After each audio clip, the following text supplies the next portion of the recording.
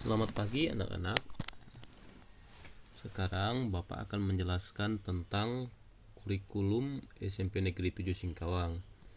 Ini hanya penjelasan singkat bagaimana kalian supaya bisa memahami bagaimana sistem pembelajaran di SMP Negeri 7 Singkawang. Oke, nama Bapak Martinus, Bapak bagian urusan kurikulum. Dan biarlah penjelasan singkat ini boleh menjadi bekal kalian untuk mempersiapkan pembelajaran selama masa pandemi dan juga kemungkinan sesuai dengan situasi saat ini tentang dunia pendidikan. Yang pertama yang kita lihat adalah tentang pengertian kurikulum. Kurikulum pada sekolah menengah pertama atau madrasah sanawiyah yang telah dilaksanakan sejak tahun 2013-2014 disebut kurikulum 2013 sekolah menengah pertama. Kurikulum 2013 Sekolah Menengah Pertama atau SMP MTS terdiri atas kerangka dasar kurikulum, struktur kurikulum, silabus, dan pedoman mata pelajaran yang kemungkinan kalian bisa ketahui sejak dari SD yang menggunakan kurikulum 2013. Ini hanya pengetahuan kalian secara umum bagaimana kurikulum 2013 tersebut. Selanjutnya, kerangka dan landasan kurikulum itu berisi landasan filosofi, sosiologis, psikopedagogis, dan yuridis sesuai dengan standar nasional pendidikan. Ya, mungkin ini nggak perlu kalian terlalu pusingkan.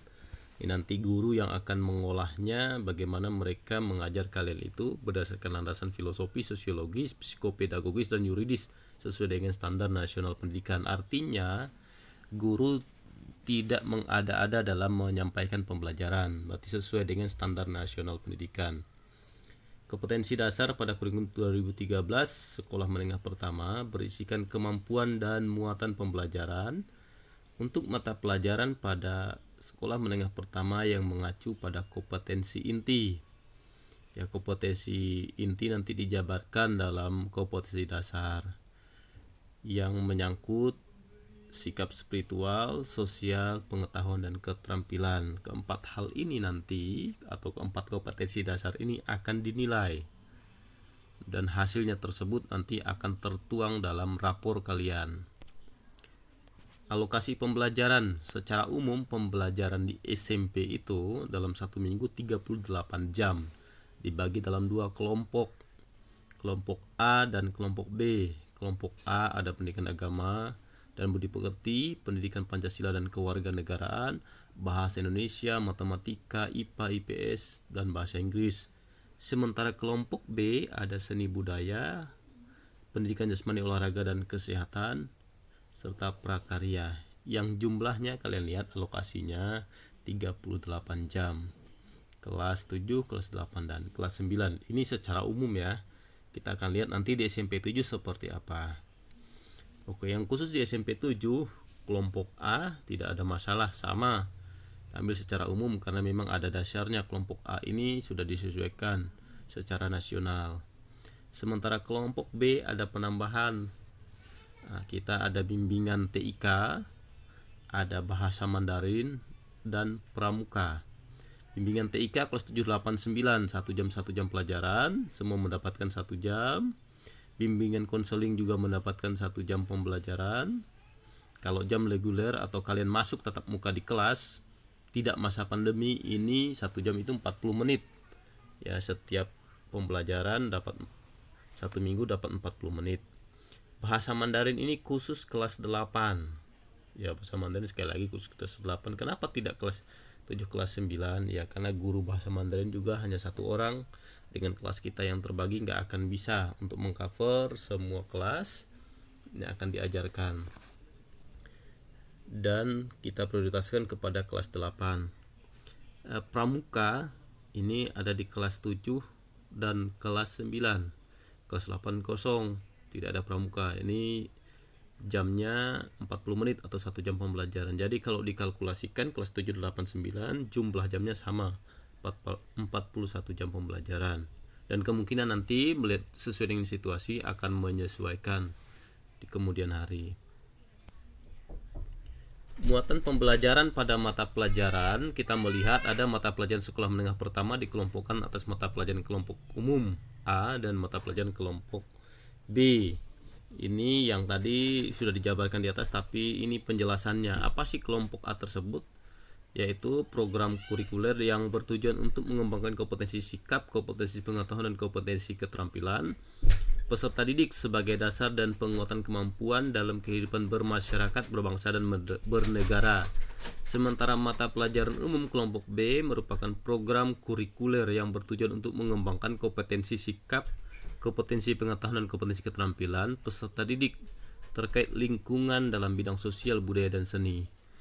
Muatan dan acuan pembelajaran mata pelajaran umum kelompok A bersifat nasional dan dikembangkan oleh pemerintah.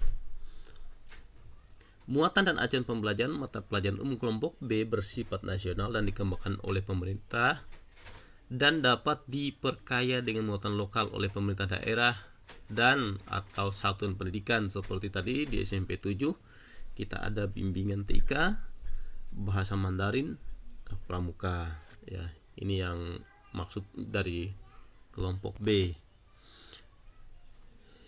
Beban belajar. Beban belajar ini merupakan suatu keseluruhan muatan dan pengalaman belajar yang harus diikuti peserta didik dalam 1 minggu, 1 semester, dan 1 tahun pelajaran. Beban belajar ini terdiri atas kegiatan tatap muka, kegiatan terstruktur, dan kegiatan mandiri. Tapi perlu diingat, khusus di masa pandemi, beban belajar akan menyesuaikan dengan situasi dan kondisi yang terjadi. Beban belajar kegiatan tatap muka dinyatakan dalam jumlah jam pelajaran per minggu dengan durasi setiap 1 jam pelajaran adalah 40 menit. Sekali lagi, ini yang idealnya kalau kita tatap muka ya. Anak-anak harus perhatikan. Nanti waktu kita tidak tatap muka atau belajar secara online, ini juga menyesuaikan jumlahnya ya, menyesuaikan dengan jumlah jam, menyesuaikan dengan jumlah tatap muka. Tetapi secara umum ini penjelasannya ya. Beban belajar di setiap 1 jam pelajaran 40 menit, yaitu beban terstruktur dan beban kegiatan mandiri paling banyak 50% dari waktu kegiatan tatap muka mata pelajaran yang bersangkutan.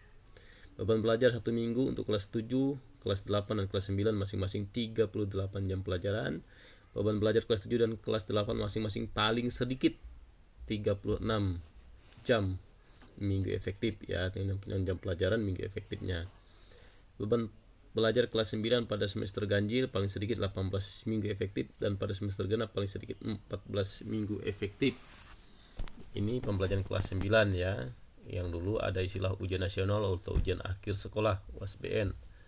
Tapi untuk kelanjutannya kita akan melihat perhitungan daripada beban belajar ini sesuai dengan situasi dunia pendidikan dan sesuai dengan aturan-aturan yang akan berlaku lagi di dunia pendidikan khusus kelas 9. Sistem pembelajaran di masa pandemi, kita lihat untuk SMP 7 secara khusus sistem pembelajarannya dilakukan secara sistem online atau daring. Ya, ini dilakukan secara online atau daring, namun bagi yang merasa kurang paham dan memerlukan bimbingan, boleh secara daring maupun luring atau luar jaringan langsung ketemu dengan gurunya sesuai dengan hasil diskusi dan interaksi dengan guru. Boleh hasil kesepakatannya mereka boleh dibimbing khusus atau ada pertemuan langsung. Media pembelajaran yang digunakan melalui video, slide PowerPoint, gambar, dan e-book. Tapi bisa menyesuaikan lagi tergantung daripada guru dan siswa yang menyepakatinya mereka lebih mudah menggunakan apa. Media interaksi yang digunakan bisa melalui WhatsApp atau WA, Google Classroom, Google Meet, Microsoft Word, dan Microsoft Teams, atau kesepakatan antara guru dengan peserta didik. Tapi biasa yang sering digunakan itu interaksi melalui WA, WhatsApp-nya, dan tugas-tugas akan dilihat melalui Google Classroom. Ini yang paling sering terjadi, ya, yang paling sering kita gunakan. Oke. Sekali lagi, sistem pembelajaran ini di masa pandemi menyesuaikan. Kita lihat nanti bagaimana perkembangan dunia pendidikan menyikapi situasi yang ada terjadi di dunia ini, khususnya Indonesia dan Singkawang ya, untuk khusus masa pandemi. Sistem penilaian pengetahuan diambil dari tugas tertulis yang diberikan oleh guru melalui pembelajaran online. Penilaian bisa penilaian langsung melalui interaksi selama proses daring, evaluasi, ulangan harian, penilaian tengah semester, dan penilaian akhir semester. Sementara penilaian sikap diambil dari etika atau kesopanan berbicara dalam berinteraksi secara daring melalui interaksi langsung maupun tulisan, chat, atau teks ya, waktu kita chatting dengan guru, kita balas WA dan sebagainya, itu akan ketahuan bagaimana etika kita dalam berbicara atau kesopanan kita dalam berinteraksi. Dan tanggung jawab dalam mengerjakan setiap tugas yang diberikan oleh guru. Ini sekali lagi anak-anak harus tahu, ini dinilai untuk penilaian sikap, bagaimana tanggung jawab dalam mengerjakan tugas. Penilaian keterampilan selama pembelajaran daring diambil dari penilaian produk dan praktik yang dapat dilihat melalui media interaksi pembelajaran. Kemungkinan yang paling umum itu produk dan praktik, ini mudah dilihat. Sementara untuk penilaian proyek bisa disesuaikan oleh guru mapel masing-masing. Ya, nanti kalau ada untuk penilaian proyek itu disesuaikan aja, kalau memang bisa diambil ya silahkan. Jadi anak-anak nanti melihat kok bisa antara satu guru dengan yang lain dapat menilai keterampilan kok bisa berbeda. Misalnya mereka mengambil penilaian, ya itu tergantung menyesuaikan apakah guru ini mampu untuk menilai atau lebih akurat menilai dengan produk, praktik atau dengan proyek. Itu nanti juga akan disepakati dengan siswa atau diberitahu bahwa hari ini guru akan mengambil nilai praktik. Mungkin besok guru akan mengambil nilai proyek, itu akan diberitahu kepada siswa. Pedoman kenaikan kelas dan KKM mapel ya, pedoman atau syarat kenaikan kelas akan disampaikan kemudian sesuai dengan hasil rapat dewan guru yang mengacu kepada aturan-aturan yang sesuai dengan pedoman Kementerian Pendidikan dan Kebudayaan yang secara khusus Dinas Pendidikan dan Kebudayaan Kota Singkawang. Nanti kita akan mengacu di situ, lalu jelaskan lagi dalam rapat dewan guru di sekolah, barulah akan disampaikan bahwa syarat kenaikan kelas yang sesuai dengan standar nasional itu seperti apa. Kedua, kriteria kompetensi minimal setiap mata pelajaran akan disampaikan kemudian sesuai hasil rapat dewan guru dengan unsur yang terkait. Ya, sekarang belum, tapi nanti KKM-nya akan disampaikan. Apakah KKM-nya sama seperti tahun lalu atau akan ada perubahan.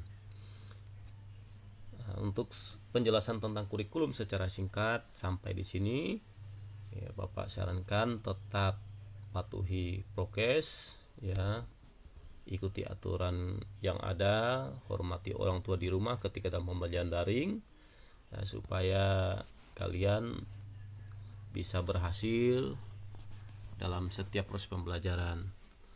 Terima kasih atas perhatian anak semua. Kiranya kita tetap sehat dan tetap bisa menjalankan aktivitas dengan baik.